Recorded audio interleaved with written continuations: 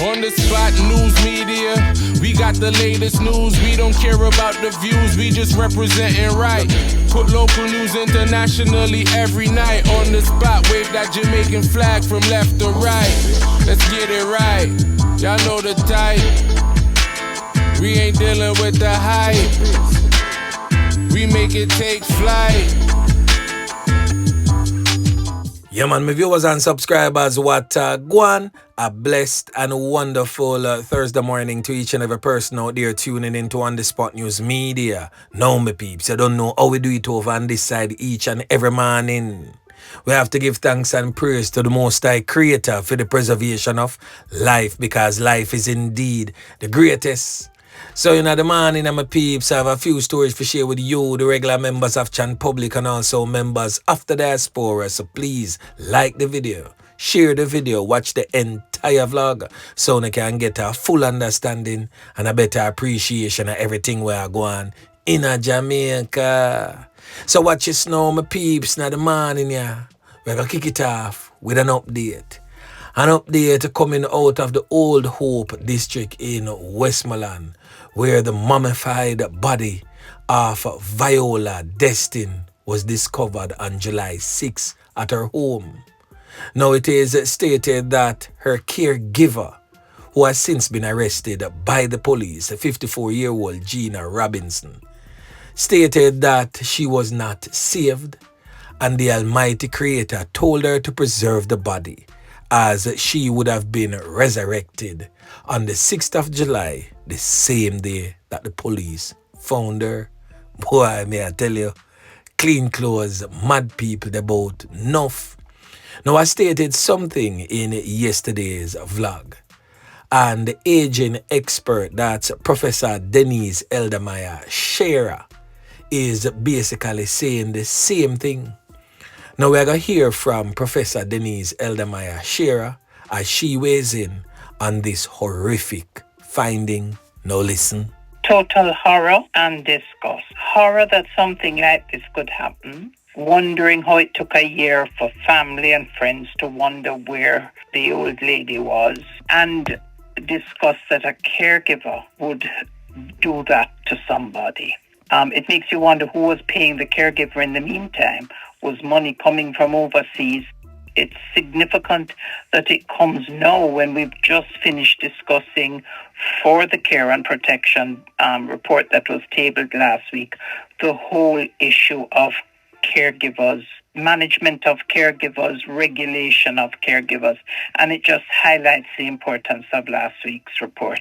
I think it's an extreme part of the spectrum because the reports have been emerging recently. CCRP has been raising them, others have been raising them, of the poor treatment of older persons by caregivers. And I am hesitant in what I'm saying because there are so many good caregivers. And I think we have to be careful not to brand all caregivers with this incident.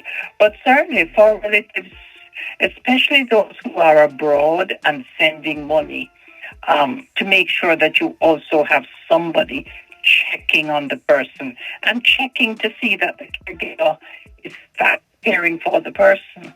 Now the next update we're going to talk about, my peeps, is coming out of Paritown, a section of St. Ann that has been definitely riddled with crime and violence over the past couple of months. Now the police have now since placed in order a curfew in that particular area, surrounding the fact that Paritown have been seeing an increase in murders. Now Ian Bell, the councillor for Beechertown Division, is basically having a problem that the police are policing the Paritown area the best way they know how, to try to bring what is happening in that particular community and its environs under some sort of control. Now, these are the things that these politicians do. So whether Ian Bell is a PNP or a JLP, on the spot news media never care enough to find out. But this just goes to show how they can politicize every single thing they can. Jamaican people, stop allowing politics to get between us and good governance. Stop allowing politics to come between you and safeguarding your safety. Politicians only care about the power and the money where they might get out of it. Them not care about you know. So they will do whatsoever they feel is popular to garner the support of the people. So it's not that they care.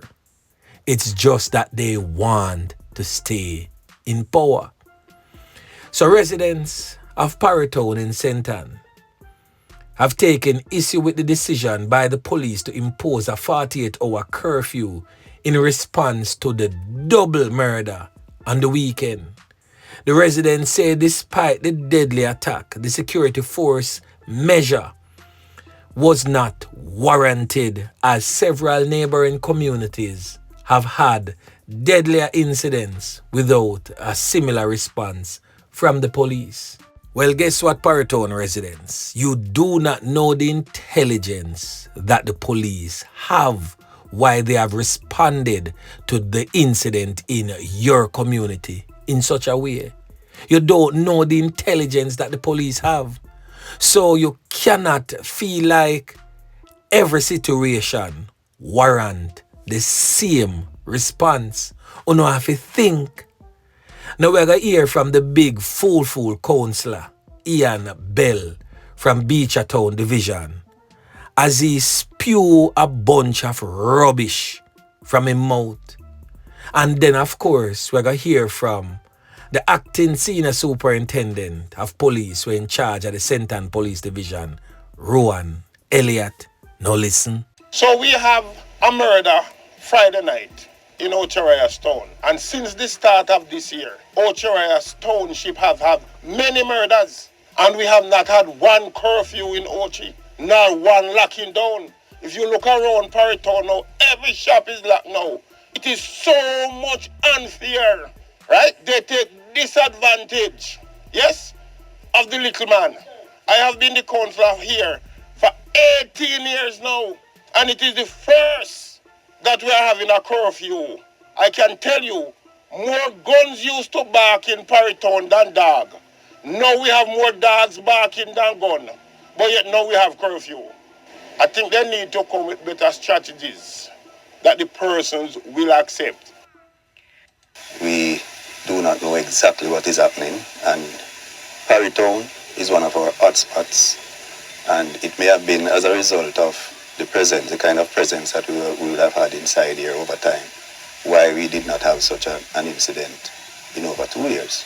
So I understand the concerns of the residents because I know it will affect their economic viability, etc. But we have to take these kinds of steps to get a lid on what is happening until we bring the perpetrators to justice. And I want to, again, reiterate the need for the community members to tell us what they know. So Mr. Ian Bell, Mr. Councillor, sir, I'm telling you this. You no need to stop play politics with people life. Yeah, man.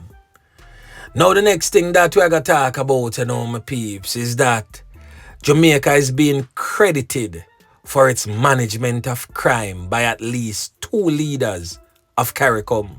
The endorsement came at the 49th meeting of the Conference of Heads of Government for the Caribbean Community in Montego Bay, St. James, just the other day. So we're going to hear from the Prime Minister of Barbados, that's Miss Mia Mottley, who agreed with Dr. Andrew Holness, saying that violence can have a domino effect in the region. Then we're going to hear from the Prime Minister of St. Vincent and the Grenadines, that's Dr. Ralph Gonsalves, who says there is much to be learned from Jamaica in the fight against crime. Now listen. Different countries have different gradations of the same problem, but there is no country in the Caribbean that is exempt now from regrettably violence, and the violence becomes even more intense once people have access to guns. I've said over and over that it was gunpowder that allowed a smaller number of Europeans to take over the continent of Africa. So can you imagine what guns will do to this region if given the chance? And when guns are combined with corruption or illicit trade in drugs and substance abuse and all of the other things, and combined with our inability to deal with conflict resolution sufficiently. And then, as Prime Minister Holness said, there are now some instances in some countries where the transnational organized crime, when layered on top of that, can become literally a major problem for all of us. We are also prepared to share best practices in terms of our efforts for a safer society and to improve our criminal justice system. Clearly, the expo that is here was a good addition to what heads were able to see is on offer. Jamaica has had a longer history in battling these issues than most of the region, and therefore we will take into account the experiences of all. In our own country, we're looking to continue to modernize the legislation, as I said, and also take other actions that now go beyond the criminal justice system and allow for the whole of country approach. I saw the exhibition. Right. And what you're doing some splendid work by the use of advanced modern technology in helping solve crime and to bring perpetrators to justice. And I think many things Jamaica are doing is an eye-opener, and several countries in the Caribbean can emulate them. We are using modern information technology and other advanced forensic scientific tools, but Jamaica is ahead of all the rest in the Caribbean dealing with this, and we have to learn from Jamaica. Slowly but surely, Jamaica is definitely getting there. So make we kick off this morning's set of stories. So the Nakis and Clappis them I go hard since the other day. Several murders go on last night right across the length and breadth of Jamaica. Whole heap of dead body are drop like flies. So guess what go on now? It's time for the Jamaica Defence Force and the Jamaica Constabulary Force to collaborate and step up the pace. Yeah, man, time for shift gear and show these criminal elements who is really in charge. Now, the first thing that we're going to talk about, my peeps, is coming out of the Kingston Eastern Police Division, out of a section known as Dunkirk in a Kingston 16, so right along Bray Street. So last night, the man them licked down a girl around there. Yeah, man, leaving her lifeless. Sometime around 10 p.m. in the night, the man them run her down and gun her down right at 23 Bray Street. Them take her 3 pints. Now the old Kraz might end up lose her 3 pints, I miss the old Kraz might because 49-year-old Lisa Harris was definitely no stranger to the violence we are going inside of Dunkirk. He's a girl we always a lock gun for criminal elements and siding with one set of criminals against the other.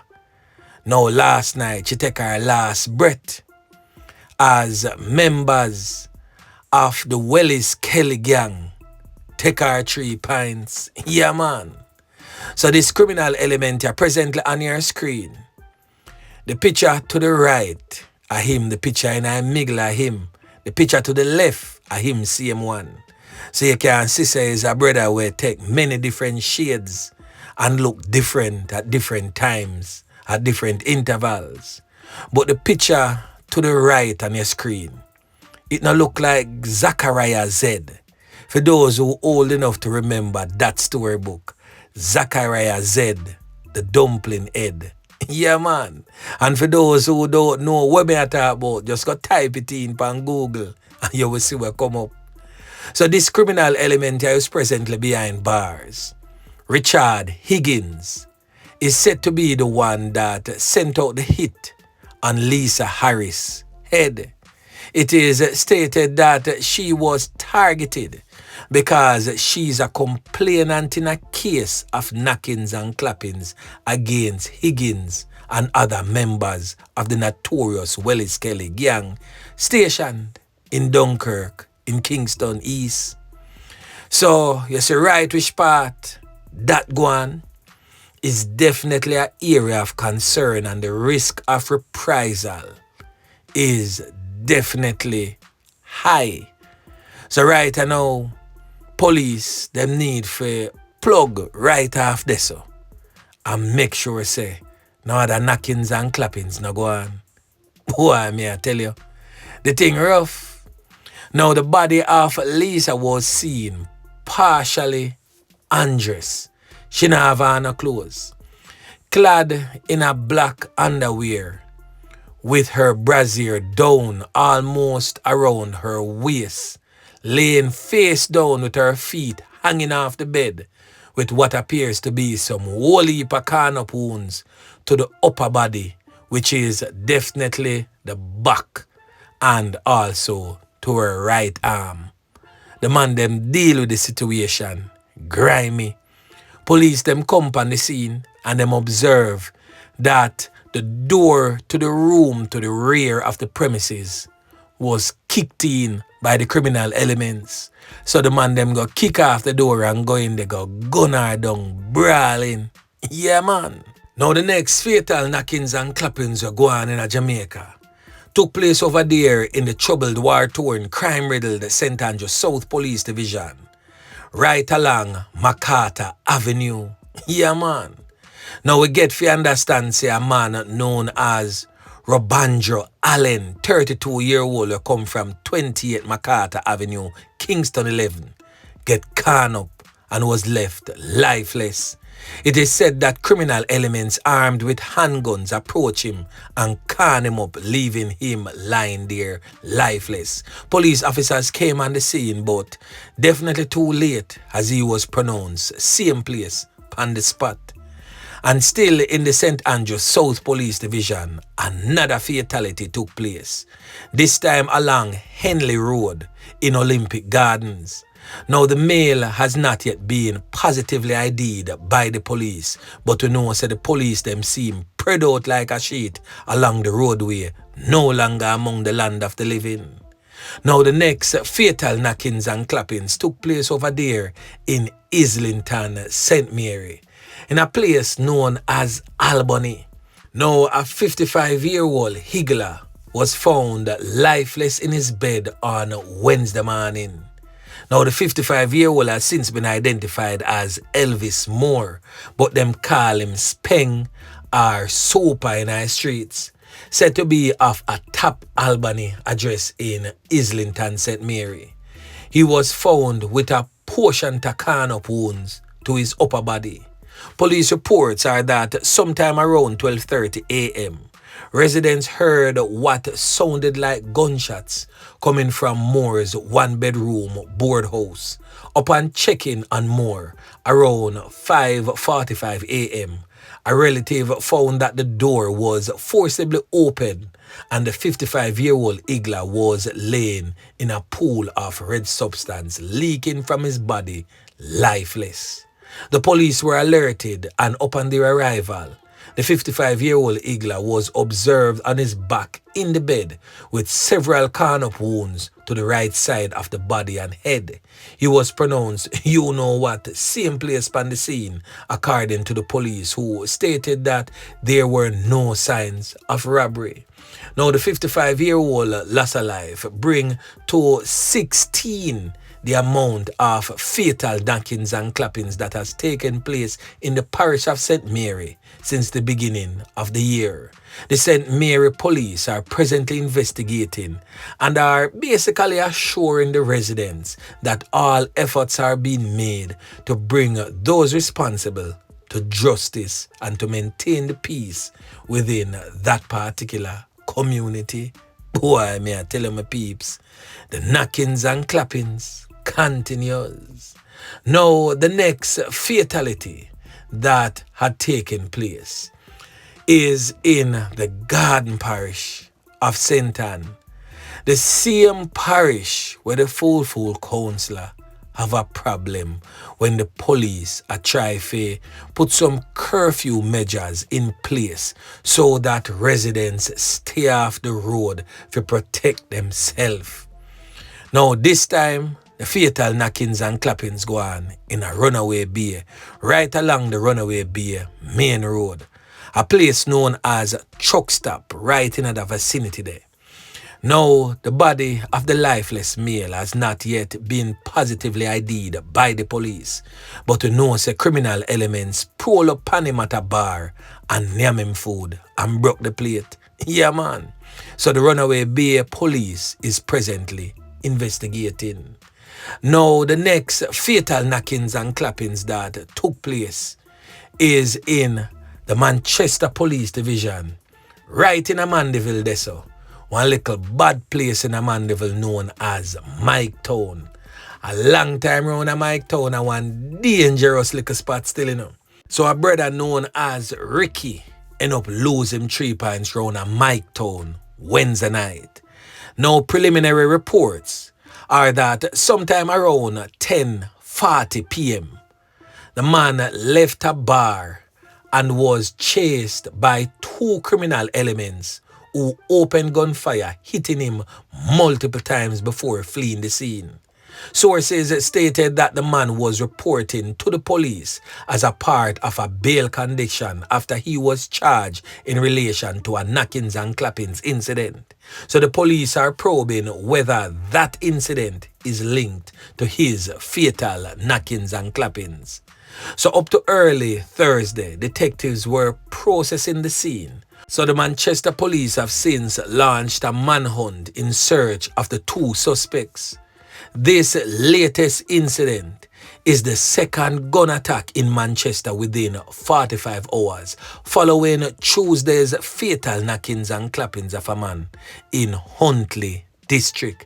Well, correction to that, a knockings and clappings of a man in Huntley district. We not get the information that he has passed. Now, statistics from the police shows that up to July 5th, Manchester recorded 13 fatal knockings and clappings when compared to 21 for the corresponding period last year.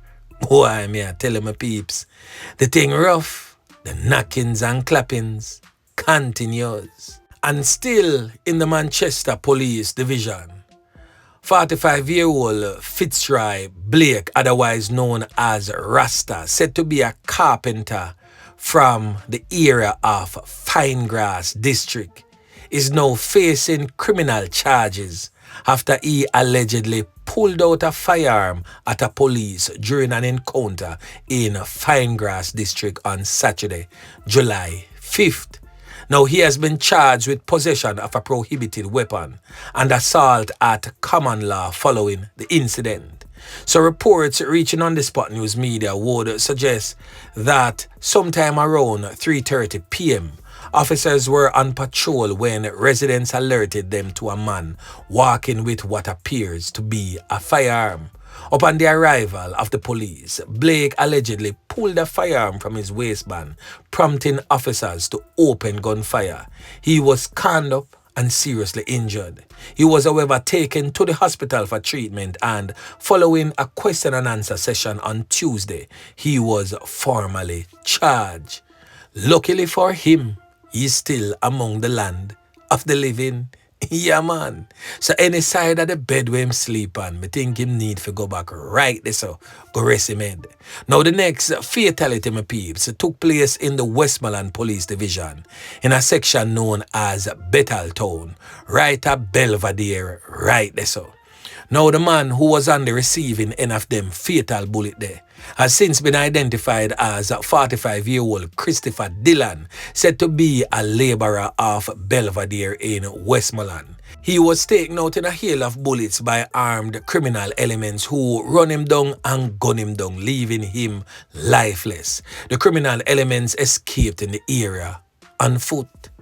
Now, the last thing that we are going to talk about, you know, my peeps, is coming out of the Trelawney Police Division, where another knockings and clappings took place right out at Duncan's there, so, at Carey Park. Now a 26-year-old man end up get caught up and he's off a Kerry Park address in Trelawney. He was conned up and seriously injured inside his home by an armed criminal element. So we get to understand that the Falmouth police is presently investigating.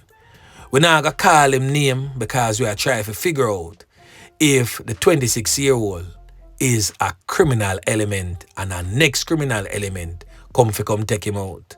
So as soon as On The Spot News Media unearth that information, we will most definitely pass it on to you, the regular members of Chan Public and members of the diaspora. So now my peeps, so now see the criminal elements them definitely a turn up the heat in the place. Whole heap of fatal knockings and clappings go on within a 24-hour span. So right now it's time to shift gear. So JDF and JCF, shift gear upon the criminal elements and show them who is in charge. Yeah, man. So anyway, my peeps, remember to like, share, subscribe to the channel. Stay tuned to On The Spot News Media as I continue to bring you fresh news and updates in a subsequent newscast. On The Spot News Media. Yeah, man.